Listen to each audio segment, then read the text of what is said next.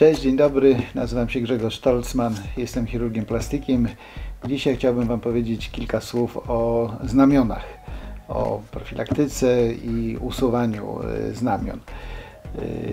Znamiona mogą być groźne i tutaj podkreślam słowo mogą, bo nie każde znamie to od razu znaczy, że to może być coś złego. Przede wszystkim musimy zwrócić uwagę na znamiona, które mają wielkość powyżej 6 mm średnicy, czy powiedzmy najdłuższy wymiar powyżej 6 mm. Takie znamiona trzeba obserwować. Najlepiej robić to w porozumieniu z dermatologiem, dlatego że dermatolodzy dysponują tak zwanym dermatoskopem, czyli takim urządzeniem, które pozwala jakby w powiększeniu z bliska przyjrzeć się znamieniu i wychwycić odpowiednio wcześnie zmiany, które mogą wskazywać, że coś złego się z tym znamieniem dzieje.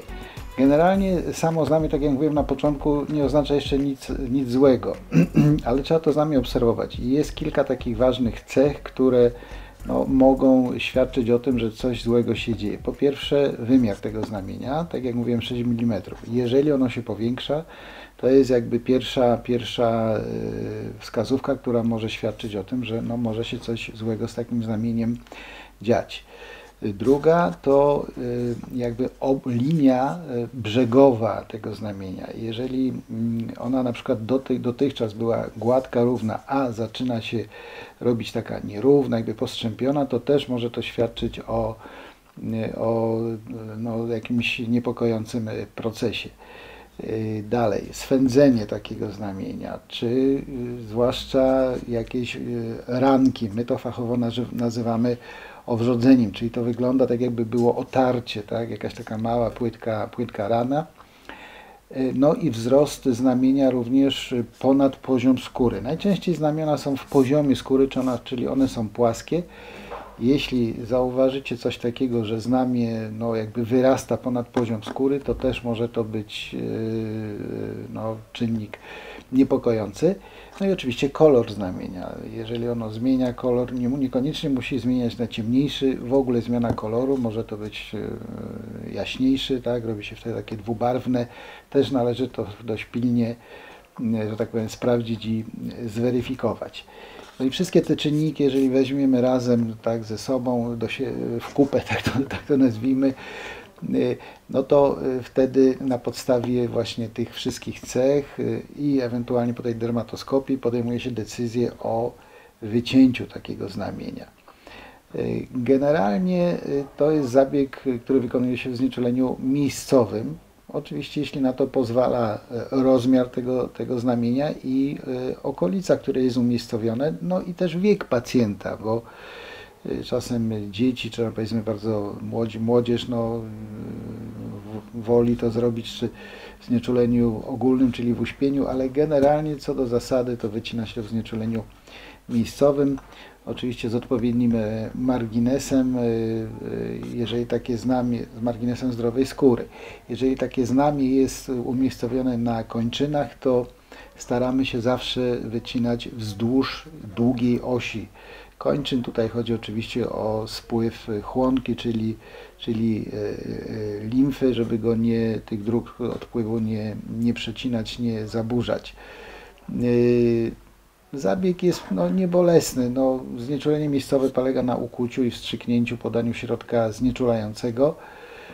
Potem wycinamy takie znamie, zakładamy szwy, 2 warstwy szwów, wysyłamy znamie do badania i po tygodniu czy 2, to zależy oczywiście od pracowni histopatologicznej, mamy zweryfikowany wynik. Jak po każdym cięciu i wycięciu będzie blizna. To nigdy nie jest tak, że nie ma blizny u dorosłego po skaleczeniu czy po jakimś nawet drobnym zabiegu chirurgicznym. Blizna będzie.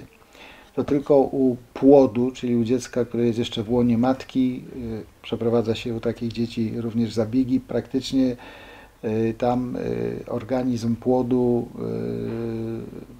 potrafi zregenerować, czyli odtworzyć normalną tkankę, normalną skórę i praktycznie nie ma blizny. U dorosłego człowieka, czy już u dziecka mamy tak zwaną reparację i wtedy no niestety jest blizna. Na twarzy, bo to też jest dość częste pytanie, a co na twarzy, jaka blizna, czy ona będzie widoczna? Generalnie na twarzy wszystkie rany goją się bardzo dobrze i najczęściej blizny są bardzo mało widoczne. Z wiekiem też, z upływem czasu, blizna oczywiście się przebudowuje, przyjmuje się, że około pół roku, ale tak naprawdę do roku czasu ona ulega przebudowie, czyli zmienia swoją konsystencję, barwę, przybiera cielisty kolor i najczęściej jest cienką, linijną blizną. To oczywiście to też zależy od szwów, ale na twarzy staramy się zawsze założyć takie jak najbardziej kosmetyczne szwy, żeby ta blizna była jak najmniej widoczna, a czasem udaje się ją schować w naturalnych bruzdach czy załamaniach, które są na twarzy, czy to na czole, czy na przykład fałd nosowo-wargowy, które są takimi naturalnymi miejscami, gdzie można bliznę ładnie, w cudzysłowie oczywiście, schować. Warto sprawdzać znamiona, jeżeli mamy tych znamion na ciele dużo, każdy ma, tak? Najczęściej to jest kilka, ale u niektórych osób te znamiona są w dużo większej ilości. Warto je w miarę regularnie, przynajmniej raz w roku u dermatologa czy u chirurga po prostu sprawdzić, żeby zobaczyć, czy nic się z tym nie dzieje, czy to nie zmieniło kształtu, bo samemu czasem subiektywna ocena bywa myląca, więc warto po prostu, żeby to obiektywnie ktoś sprawdził i zadecydował, czy możemy jeszcze sobie spokojnie zostawić to z nami, obserwować, czy lepiej je po prostu wyciąć i zweryfikować w badaniu histopatologicznym. Podsumowując, warto sprawdzać znamiona. Jeżeli jest znamie, które budzi podejrzenia, to nie ma się co zastanawiać, trzeba je wyciąć, bo zabieg jest niebolesny, trwa krótko, jest szybki, nie trzeba się najczęściej kłaść do szpitala, można to zrobić w warunkach ambulatoryjnych. Blizna, ona będzie, ale najczęściej jest cienka, bardzo mało widoczna. A możemy naprawdę uniknąć poważnych problemów i we wczesnym stadium uchwycić chorobę najgorszą, tak, najniebezpieczniejszą, czyli czerniaka.